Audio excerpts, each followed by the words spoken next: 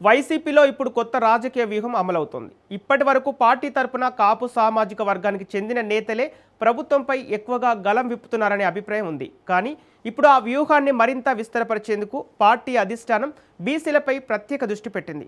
కాపు BC సామాజిక వర్గాలను రాజకీయంగా ఏకం చేస్తే వచ్చే ఎన్నికల్లో తిరిగి అధికారంలోకి రావచ్చని వైసీపీ భావిస్తున్నట్టు తెలుస్తోంది. ఇదే సమయంలో కూటమి ప్రభుత్వంలో కాపులు బీసీలకు రాజకీయంగా తగిన ప్రాధాన్యం దక్కటం లేదనే అంశాన్ని ప్రధాన అస్త్రంగా మార్చాలని చూస్తోంది. అయితే వైసీపీ రూపొందిస్తున్న ఈ కొత్త సామాజిక సమీకరణం ఎంతవరకు సక్సెస్ అవుతోంది? సంప్రదాయంగా టీడీపీ జనసేనకు అండగా ఉన్న ఓటు బ్యాంకును వైసీపీ ఆకర్షించగలదా, లేక ఇది కేవలం రాజకీయ ఒత్తిడి పెంచే ప్రయత్నంగానే మిగిలిపోతుందా? Let's watch the story.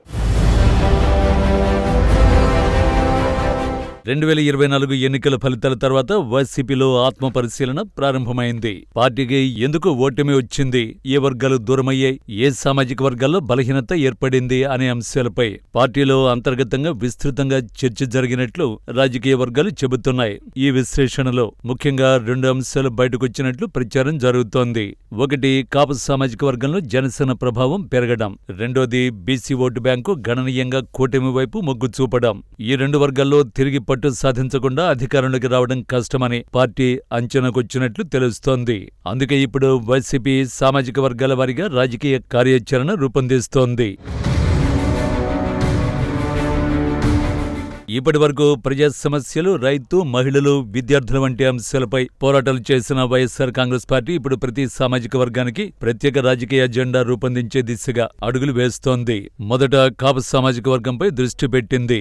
కూటమి ప్రభుత్వంలో కాపులకు రాజకీయ, సామాజికంగా అన్యాయం జరుగుతోందని చెబుతూ కాపు నేతలు వరుస సమావేశాలు నిర్వహిస్తున్నారు. జగన్ ప్రభుత్వంలో అమలైన సంక్షేమ పథకాలు ఇప్పుడు కొనసాగడం లేదని కూడా ఆరోపిస్తున్నారు. ప్రస్తుతం పార్టీ తరఫున ప్రభుత్వంపై అత్యంత దూకుడుగా మాట్లాడుతున్న వారిలో బొత్స సత్యనారాయణ, పేర్ని నాని, అంబటి రాంబాబు, గుడివాడ అమర్నాథ్ వంటి కాపు నేతలే ముందున్నారు. ఏ రాజకీయ అంశమైనా, ప్రభుత్వంపై విమర్శలైనా, మీడియా సమావేశాలైనా వీరే ప్రధానంగా కనిపిస్తున్నారు. దీనివల్ల వైసీపీలో కాపు నాయకత్వం మరింత బలపడుతోందనే అభిప్రాయం కూడా వ్యక్తమవుతోంది.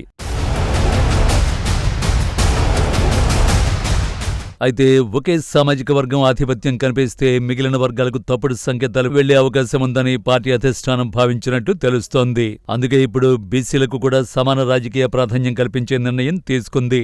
ఇటీవల జరిగిన వైసీపీ బీసీ నేతల సమావేశంలో రాష్ట్ర వ్యాప్తంగా బీసీల సమస్యలపై ఉద్యమ కార్యాచరణ రూపొందించారు. వచ్చే నెలలో విజయవాడలో రాష్ట్ర స్థాయి సమావేశం నిర్వహించాలని, ఆ తర్వాత ప్రతి జిల్లాలో, ప్రతి నియోజకవర్గంలో బీసీల సమస్యలపై చర్చలు చేపట్టాలని నిర్ణయించారు. ఇది కేవలం సమావేశాలతో ముగిసే కార్యక్రమం కాదని పార్టీ నేతలు చెబుతున్నారు. బీసీలకు ఎక్కడ అన్యాయం జరిగినా వెంటనే స్పందించే రాష్ట్ర స్థాయి కమిటీని ఏర్పాటు చేయాలనే ప్రతిపాదన కూడా వచ్చింది. అవసరమైతే న్యాయపరమైన పోరాటం, ఆర్థిక సహాయం, రాజకీయ మద్దతు కూడా అందించాలని చర్చించినట్లు తెలుస్తోంది. అయితే ఇక్కడే వైసీపీ రాజకీయ వ్యూహం స్పష్టంగా కనిపిస్తోంది. ఎన్నికలకు ముందు కూటమి ఇచ్చిన హామీలను అమలు చేయకపోవడంపై ఒక్కొక్కటిగా ప్రజల్లోకి తీసుకువెళ్లాలని వైఎస్సార్ కాంగ్రెస్ పార్టీ నిర్ణయించింది. ముఖ్యంగా బీసీలకు 50 ఏళ్లకే పెన్షన్ ఇస్తామని చెప్పిన హామీ అమలు కాలేదనే అంశాన్ని పెద్ద ఎత్తున ప్రచారం చేయాలని భావిస్తోంది. అలాగే బీసీలకు ఉప ముఖ్యమంత్రి పదవి ఇవ్వకపోవడాన్ని కూడా ప్రధాన రాజకీయ అంశంగా మార్చాలని చూస్తోంది. గతంలో టీడీపీ ప్రభుత్వం కెఈ కృష్ణమూర్తికి డిప్యూటీ సీఎం బాధ్యతలు అప్పగించింది.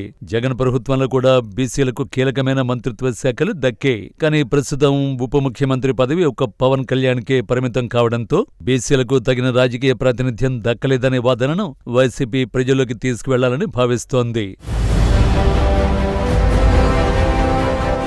ఆంధ్రప్రదేశ్ రాజకీయాల్లో బీసీల అతి పెద్ద ఓటు బ్యాంకుల్లో ఒకటి. దాదాపు అన్ని నియోజకవర్గాల్లో బీసీ ఓటర్లు ఫలితాలను ప్రభావితం చేసే స్థాయిలో ఉన్నారు. అదేవిధంగా కాపు సామాజిక వర్గం కూడా తూర్పు, పశ్చిమ గోదావరి, కాకినాడ, కోనసీమ, కృష్ణా, గుంటూరు, విశాఖ జిల్లాలో కీలక ప్రభావం చూపుతోంది. ఈ 2 వర్గాలు ఒకే రాజకీయ దిశగా వెళితే ఎన్నికల ఫలితాలపై గణనీయమైన ప్రభావం పడే అవకాశం ఉంటుంది. అయితే ఈ వ్యూహానికి కొన్ని సవాళ్లు కూడా ఉన్నాయి. కాపు ఓటర్లలో జనసేనకు ఇప్పటికీ గట్టి ప్రభావం ఉంది. పవన్ కళ్యాణ్ కళ్యాణ్ వ్యక్తిగత ఇమేజ్ కూడా ఆ వర్గంలో బలంగా ఉంది. అదే సమయంలో బీసీలో అనేక ఉపకులాలు ఉండడంతో ఒకే రాజకీయ సందేశంతో అందరినీ ఆకర్షించడం అంత సులభం కాదు. యాదవ, గౌడ, తూర్పు కాపు, మత్స్యకార, పద్మశాలి, ఒడ్డెర, శెట్టి బలిజ, నాయి బ్రాహ్మణ వంటి వర్గాలకు వేర్వేరు రాజకీయ ప్రాధాన్యతలు ఉంటాయి. అందుకే వైసీపీ ఇకపై ప్రతి బీసీ ఉపకులానికి ప్రత్యేక నాయకత్వాన్ని తయారు చేసి ఆయా వర్గాల సమస్యలపై ఉద్యమాలు చేపట్టే అవకాశం ఉందని రాజకీయ పరిశీలకులు భావిస్తున్నారు.